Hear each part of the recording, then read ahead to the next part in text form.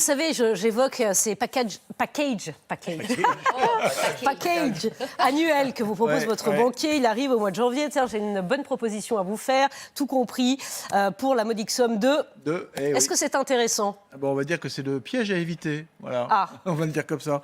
Non, une fois sur deux, ou presque, ça coûte plus cher que si vous preniez vos tarifs au détail.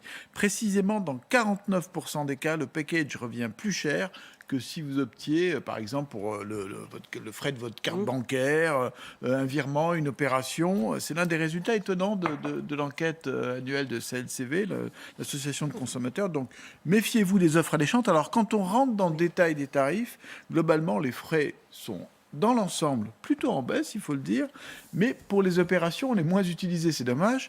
En revanche, les hausses sont sensibles et même très au-dessus de l'inflation dans plusieurs cas. Par exemple, les frais de tenue de compte, regardez, plus 2,6%, les virements occasionnels, toutes les opérations occasionnelles, plus 4%, 4,1%, les demandes d'opposition, plus 4%. Vous voyez, donc il faut vraiment faire attention. Alors, on a une pensée aussi pour les clients les plus fragiles. Est-ce qu'ils sont protégés ? Alors, cela avait fait, souvenez-vous, tout un débat au moment de la crise des Gilets jaunes.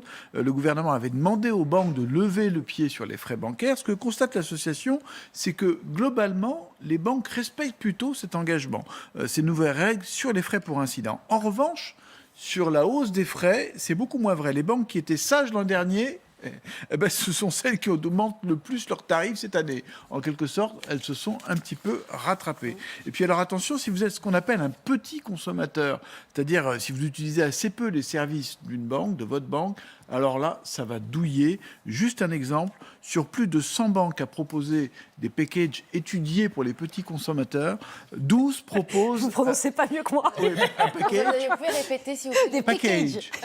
Voilà, ça vous va comme ça? Ça va mieux. Voilà, bien 12, voilà, 12 sur 100 sont moins chers. Bon, pardon. Comment on fait pour payer moins cher? Je boude, c'était terminé. Non, vous ne boudez pas, moi aussi, je prononce très mal. Comment on fait pour payer moins cher? La concurrence, faites jouer la concurrence. Les écarts de prix d'une banque à une autre sont considérables. C'est vraiment à la tête du client. Regardez cet écart que souligne là encore l'association. Pour un même panier de produits, le coût peut être facturé 2,6 fois plus cher d'une banque à l'autre. Donc il faut vraiment faire attention. Dans le même réseau, ça peut être plus cher. Il faut aller en réalité voir du côté des banques en ligne. La CLCV en cite 5 qui sont les moins chers du marché en ce moment. Boursorama, Fortuneo, Hello Bank, ING Direct, Monabank. Alors, cela dit, oui, mais ça, vous savez, ces banques-là, ça parle effectivement aux jeunes, mais quand on n'a pas l'habitude... Non, mais c'est vrai. Moi, ça fait des années que je suis client. Mais alors, vous êtes jeune? Voilà. Où est le problème? Non, il faut y aller. Non, en plus, bon, alors après, c'est vrai que si vous avez des opérations un petit peu complexes à mener, il ne faut pas attendre un service très haut de gamme. Mais pour toutes les opérations courantes, franchement, ça vaut le coup. Ça vaut le coup, effectivement, peut-être de changer de banque et de passer par ces systèmes. Des super packages. Super package, voilà. Méfiez-vous en tout cas.